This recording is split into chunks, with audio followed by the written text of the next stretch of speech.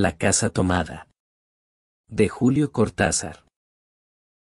Nos gustaba la casa porque aparte de espaciosa y antigua, hoy que las casas antiguas sucumben a la más ventajosa liquidación de sus materiales, guardaba los recuerdos de nuestros bisabuelos, el abuelo paterno, nuestros padres y toda la infancia.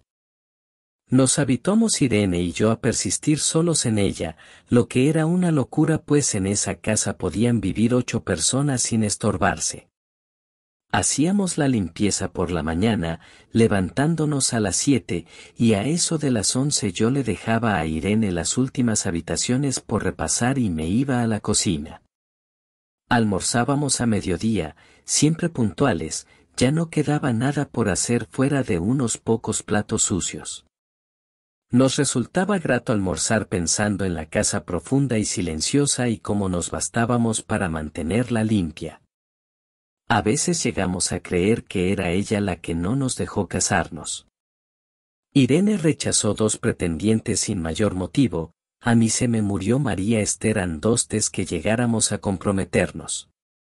Entramos en los 40 años con la inexpresada idea de que el nuestro, simple y silencioso matrimonio de hermanos, era necesaria clausura de la genealogía asentada por los bisabuelos en nuestra casa. Nos moriríamos allí algún día, vagos y esquivos primos se quedarían con la casa y la echarían al suelo para enriquecerse con el terreno y los ladrillos, o mejor, nosotros mismos la voltearíamos justicieramente antes de que fuese demasiado tarde. Irene era una chica nacida para no molestar a nadie. Aparte de su actividad matinal se pasaba el resto del día tejiendo en el sofá de su dormitorio. No sé por qué tejía tanto, yo creo que las mujeres tejen cuando han encontrado en esa labor el gran pretexto para no hacer nada. Irene no era así, tejía cosas siempre necesarias, tricotas para el invierno, medias para mí, mañanitas y chalecos para ella. A veces tejía un chaleco y después lo destejía en un momento porque algo no le agradaba. Era gracioso ver en la canastilla el montón de lana encrespada resistiéndose a perder su forma de algunas horas. Los sábados iba yo al centro a comprarle lana, Irene tenía fe en mi gusto, se complacía con los colores y nunca tuve que devolver madejas. Yo aprovechaba esas salidas para dar una vuelta por las librerías y preguntar vanamente si había novedades en literatura francesa. Desde 1939 no llegaba nada valioso a la Argentina. Pero es de la casa que me interesa hablar, de la casa y de Irene, porque yo no tengo importancia. Me pregunto qué hubiera hecho Irene sin el tejido. Uno puede releer un libro, pero cuando un pullover está terminado no se puede repetirlo sin escándalo. Un día encontré el cajón de abajo de la cómoda de alcanfor lleno de pañoletas blancas, verdes, lila. Estaban con naftalina, apiladas como en una mercería, no tuve valor de preguntarle a Irene qué pensaba hacer con ellas. No necesitábamos ganarnos la vida, todos los meses llegaba la plata de los campos y el dinero aumentaba. Pero a Irene solamente le entretenía el tejido, mostraba una destreza maravillosa y a mí se me iban las horas viéndole las manos como erizos plateados, agujas yendo y viniendo y 1 o 2 canastillas en el suelo donde se agitaban constantemente los ovillos. Era hermoso. ¿Cómo no acordarme de la distribución de la casa? El comedor, una sala con gobelinos, la biblioteca y 3 dormitorios grandes quedaban en la parte más retirada, la que mira hacia Rodríguez Peña. Solamente un pasillo con su maciza puerta de roble aislaba esa parte del ala delantera donde había un baño, la cocina, nuestros dormitorios y el living central, al cual comunicaban los dormitorios y el pasillo. Se entraba a la casa por un zaguán con mayólica, y la puerta cancel daba al living. De manera que uno entraba por el zaguán, abría la cancel y pasaba al living, tenía a los lados las puertas de nuestros dormitorios, y al frente el pasillo que conducía a la parte más retirada, avanzando por el pasillo se franqueaba la puerta de roble y más allá empezaba el otro lado de la casa, O bien se podía girar a la izquierda justamente antes de la puerta y seguir por un pasillo más estrecho que llevaba a la cocina y al baño. Cuando la puerta estaba abierta advertía uno que la casa era muy grande, si no, daba la impresión de un departamento de los que se edifican ahora, apenas para moverse. Irene y yo vivíamos siempre en esta parte de la casa, casi nunca íbamos más allá de la puerta de roble, salvo para hacer la limpieza, pues es increíble cómo se junta tierra en los muebles. Buenos Aires será una ciudad limpia, pero eso lo debe a sus habitantes y no a otra cosa. Hay demasiada tierra en el aire, apenas sopla una ráfaga se palpa el polvo en los mármoles de las consolas y entre los rombos de las carpetas de macramé, da trabajo sacarlo bien con plumero, vuela y se suspende en el aire, un momento después se deposita de nuevo en los muebles y los pianos. Lo recordaré siempre con claridad porque fue simple y sin circunstancias inútiles. Irene estaba tejiendo en su dormitorio, eran las 8 de la noche y de repente se me ocurrió poner al fuego la pavita del mate. Fui por el pasillo hasta enfrentar la entornada puerta de roble, y daba la vuelta al codo que llevaba a la cocina cuando escuché algo en el comedor o la biblioteca. El sonido venía impreciso y sordo, como un volcarse de sillas sobre la alfombra o un ahogado susurro de conversación. También lo oí, al mismo tiempo o un segundo después, en el fondo del pasillo que traía desde aquellas piezas hasta la puerta. Me tiré contra la puerta antes de que fuera demasiado tarde, la cerré de golpe apoyando el cuerpo, felizmente la llave estaba puesta de nuestro lado y además corrí el gran cerrojo para más seguridad. Fui a la cocina, calenté la pavita, y cuando estuve de vuelta con la bandeja del mate le dije a Irene. Tuve que cerrar la puerta del pasillo. Han tomado la parte del fondo. Dejó caer el tejido y me miró con sus graves ojos cansados. ¿Estás seguro? Asentí. Entonces, dijo recogiendo las agujas, tendremos que vivir en este lado. Yo cebaba el mate con mucho cuidado, pero ella tardó un rato en reanudar su labor. Me acuerdo que tejía un chaleco gris, a mí me gustaba ese chaleco. Los primeros días nos pareció penoso porque ambos habíamos dejado en la parte tomada muchas cosas que queríamos. Mis libros de literatura francesa, por ejemplo, estaban todos en la biblioteca.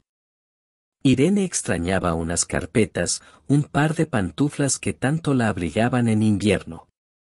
Yo sentía mi pipa de enebro y creo que Irene pensó en una botella de esperidina de muchos años. Con frecuencia, pero esto solamente sucedió los primeros días, cerrábamos algún cajón de las cómodas y nos mirábamos con tristeza. No está aquí.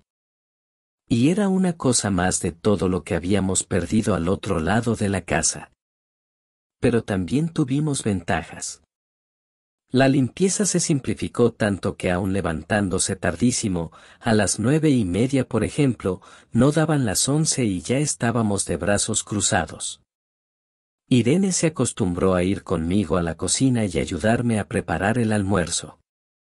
Lo pensamos bien, y se decidió esto, mientras yo preparaba el almuerzo, Irene cocinaría platos para comer fríos de noche. Nos alegramos porque siempre resulta molesto tener que abandonar los dormitorios al atardecer y ponerse a cocinar.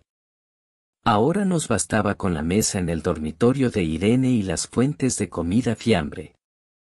Irene estaba contenta porque le quedaba más tiempo para tejer. Yo andaba un poco perdido a causa de los libros, pero por no afligir a mi hermana me puse a revisar la colección de estampillas de papá, y eso me sirvió para matar el tiempo. Nos divertíamos mucho, cada uno en sus cosas, casi siempre reunidos en el dormitorio de Irene que era más cómodo. A veces Irene decía: «Fíjate este punto que se me ha ocurrido. ¿No da un dibujo de trébol?». Un rato después era yo el que le ponía ante los ojos un cuadradito de papel para que viese el mérito de algún sello de Eupen y Malmedy. Estábamos bien, y poco a poco empezábamos a no pensar. Se puede vivir sin pensar. Cuando Irene soñaba en alta voz yo me desvelaba enseguida. Nunca pude habituarme a esa voz de estatua o papagayo, voz que viene de los sueños y no de la garganta. Irene decía que mis sueños consistían en grandes sacudones que a veces hacían caer el cobertor. Nuestros dormitorios tenían el living de por medio, pero de noche se escuchaba cualquier cosa en la casa. Nos oíamos respirar, toser, presentíamos el ademán que conduce a la llave del velador, los mutuos y frecuentes insomnios. Aparte de eso todo estaba callado en la casa. De día eran los rumores domésticos, el roce metálico de las agujas de tejer, un crujido al pasar las hojas del álbum filatélico. La puerta de roble, creo haberlo dicho, era maciza. En la cocina y el baño, que quedaban tocando la parte tomada, nos poníamos a hablar en voz más alta o Irene cantaba canciones de cuna. En una cocina hay demasiado ruido de loza y vidrios para que otros sonidos irrumpan en ella. Muy pocas veces permitíamos allí el silencio, pero cuando tornábamos a los dormitorios y al living, entonces la casa se ponía callada y a media luz, hasta pisábamos más despacio para no molestarnos. Yo creo que era por eso que de noche, cuando Irene empezaba a soñar en alta voz, me desvelaba enseguida. Es casi repetir lo mismo salvo las consecuencias. De noche siento sed, y antes de acostarnos le dije a Irene que iba hasta la cocina a servirme un vaso de agua. Desde la puerta del dormitorio, ella tejía, oí ruido en la cocina, tal vez en la cocina o tal vez en el baño porque el codo del pasillo apagaba el sonido. A Irene le llamó la atención mi brusca manera de detenerme, y vino a mi lado sin decir palabra. Nos quedamos escuchando los ruidos, notando claramente que eran de este lado de la puerta de roble, en la cocina y el baño, o en el pasillo mismo donde empezaba el codo casi al lado nuestro. No nos miramos siquiera. Apreté el brazo de Irene y la hice correr conmigo hasta la puerta cancel, sin volvernos hacia atrás. Los ruidos se oían más fuerte pero siempre sordos, a espaldas nuestras. Cerré de un golpe la cancel y nos quedamos en el zaguán. Ahora no se oía nada. Han tomado esta parte, dijo Irene. El tejido le colgaba de las manos y las hebras iban hasta la cancel y se perdían debajo. Cuando vio que los ovillos habían quedado del otro lado, soltó el tejido sin mirarlo. ¿Tuviste tiempo de traer alguna cosa? Le pregunté inútilmente. No, nada. Estábamos con lo puesto. Me acordé de los 15,000 pesos en el armario de mi dormitorio. Ya era tarde ahora. Como me quedaba el reloj pulsera, vi que eran las 11 de la noche. Rodeé con mi brazo la cintura de Irene, yo creo que ella estaba llorando, y salimos así a la calle. Antes de alejarnos tuve lástima, cerré bien la puerta de entrada y tiré la llave a la alcantarilla. No fuese que a algún pobre diablo se le ocurriera robar y se metiera en la casa, a esa hora y con la casa tomada.